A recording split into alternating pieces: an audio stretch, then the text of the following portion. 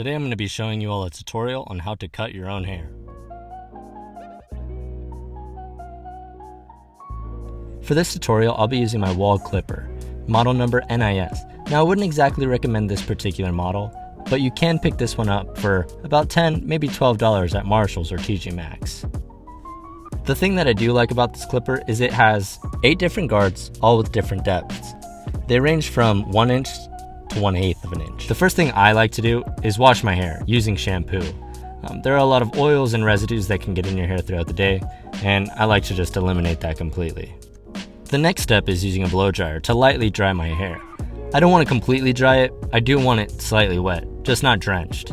And this is so that way I can partition my hair correctly to make sure that I'm not clipping or cutting anything that I don't want cut. When parting my hair, I use my natural parting line. That's the way my hair naturally falls, so I'm just going to use that as my guide. I know what you're thinking. Why did you even continue cutting your hair?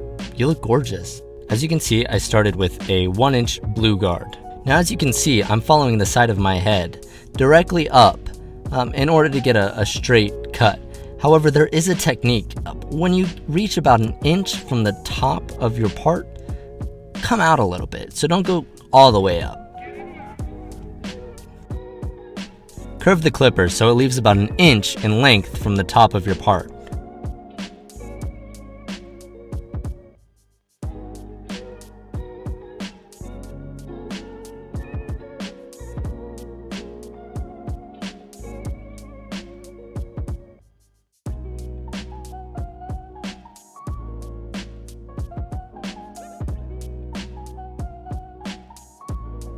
Now as you can see, I use the same technique on the back of my head.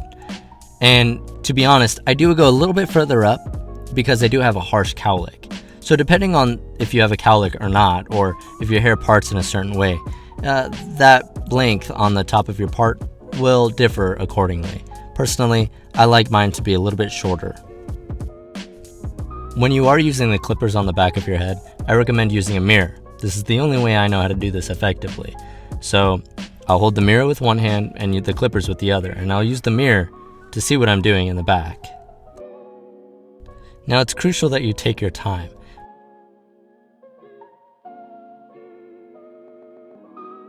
As you can see here, I'm adjusting my hair on the top of my head, and that's because I'm going to be working on the other side of my head, and I don't want to accidentally cut that hair.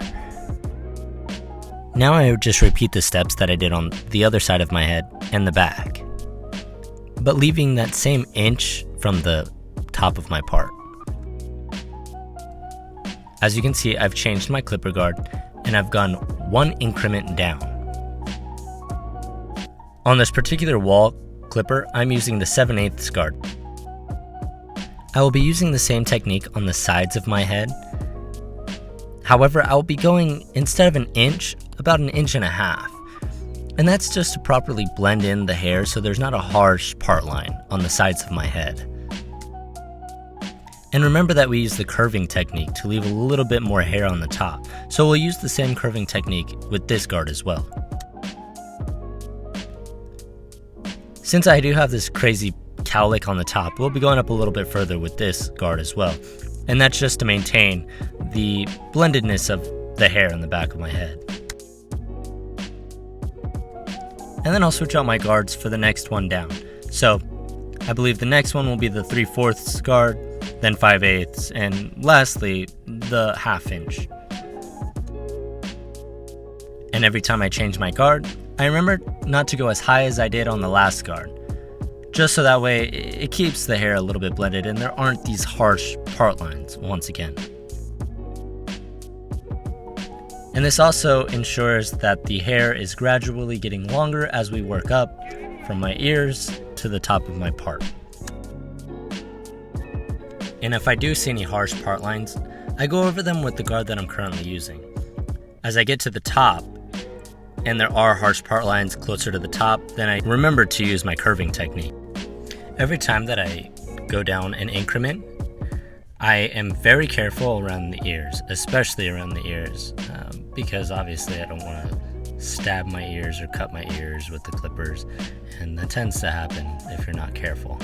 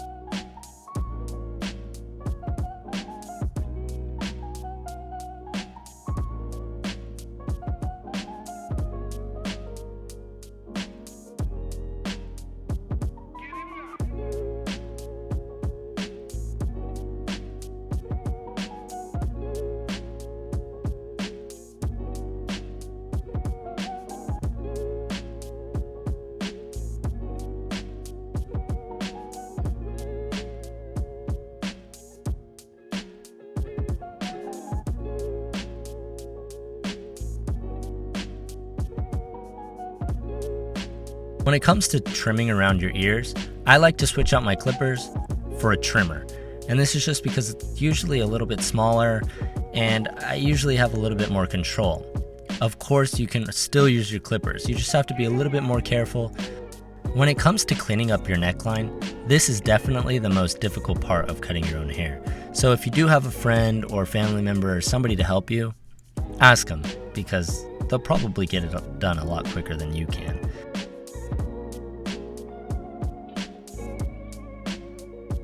I am very careful with the orientation of the clippers, and it's very easy to mess up and take a little hair off of a place that you don't want to. So be very, very careful, very diligent, and remember, take your time.